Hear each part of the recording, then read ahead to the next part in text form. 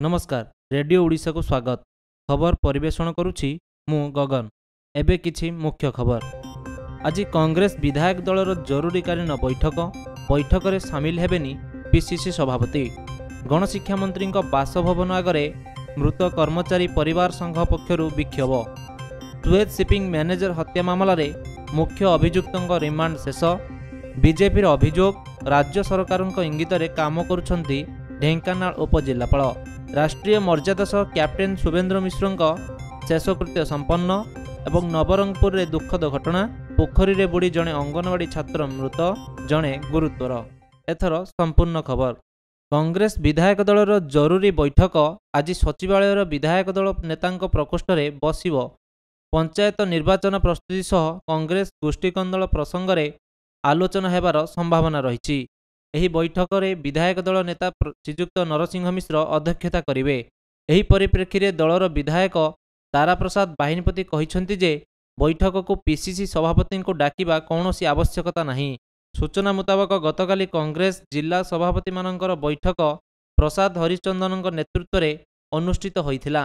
एही बैठक रे 3टी जिलार सभापति अनुपस्थित रहिथिले।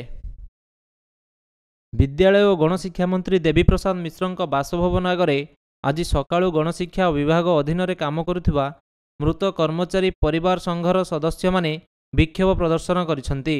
योग्यता भित्तिरे चाकरी देबाकू परिवार सदस्य माने दाबी करिसंती।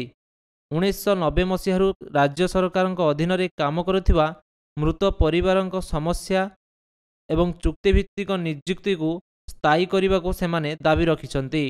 विक्षोभ बेले आत्माहुति उद्यम करुथिबा 20 रु ऊर्ध्व सदस्यों को पुलिस अटक रखिछि। Paradeep Suez shipping manager Mahendra Swain हत्यार मुख्य अभियुक्त राकेश चुबेंकर रिमांड अवधि आज शेष होइछि। राकेश को पारादीप थानारू अणाई कोजंक कोर्ट रे हाजर करा जाइछि। गत 19 तारिख राकेश को 3 दिन पई रिमांड रे पुलिस आनिथिला।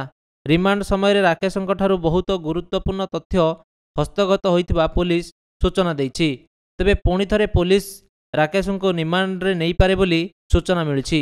राज्य बीजेपी उपसभापति समीर महांती ढेंकानाल उपजिल्लापाल नाम संगीन अभियोग आनिछंती। राज्य सरकार इंगित रे उपजिल्लापाल परिचालित हेउछंती बोली से कहिछंती। आसंता 26 तारिख रे केंद्र तैल और प्राकृतिक गैस मंत्री धर्मेंद्र प्रधान कांडबिंधा विद्यालय वार्षिक उत्सव रे जोग देई थांते। मात्र उपजिल्लापाल निर्देशनामा रे केंद्र मंत्री गस्त को बारण करा जाइछि। से विद्यालय प्रधान शिक्षकों मध्य उद्देश्यमूलक भाव बदली करा जाइछि बोली उपसभापति श्रीजुक्त महांती अभियोग करिसंती। रविवार कानपुर ठारे इंदौर पाटना रेल दुर्घटना रे मृत्युवरण करिथिबा कैप्टेन शुभेंदु मिश्रंकर आज शेषकृत्य संपन्न होइछि। भुवनेश्वर सत्यनगर रे राष्ट्रीय मर्यादा सह तांकर शेषकृत्य करा जाइछि। शुभेंदु भुवनेश्वर स्थित सैनिक स्कूल उत्तीर्ण होई भारतीय सैन्य विभाग रे जोग देइथिले। निजर दक्षता जुग मात्र 23 वर्ष बयस रे से कैप्टेन पाह्यारे अवतीर्ण होइथिले। नवरंगपुर जिले में घटी एक अभावनीय घटना। नंदाहांडी ब्लॉक चिलीगुड़ा ग्राम रे पोखरीर बुड़ी जड़े अंगनवाड़ी छात्र मृत्यु होइथिबा बेले अन्य जड़े छात्री को गुरुतर अवस्था उद्धार करा जाइछि। मृत छात्र जनक हेले चंदन पुजारी। छात्री को ग्रामवासी गुरुतर अवस्था उद्धार करी स्थानीय चिकित्सालय रे भर्ती करिसंती। खबर शेष करने पूर्व मुख्य खबर पुणी थरे। आज कांग्रेस विधायक दलर जरूरी बैठक रे सामिल हेबेनी पीसीसी सभापति। गणशिक्षा मंत्री बासभवन आगरे मृत कर्मचारी परिवार संघ पक्षरु विक्षोभ।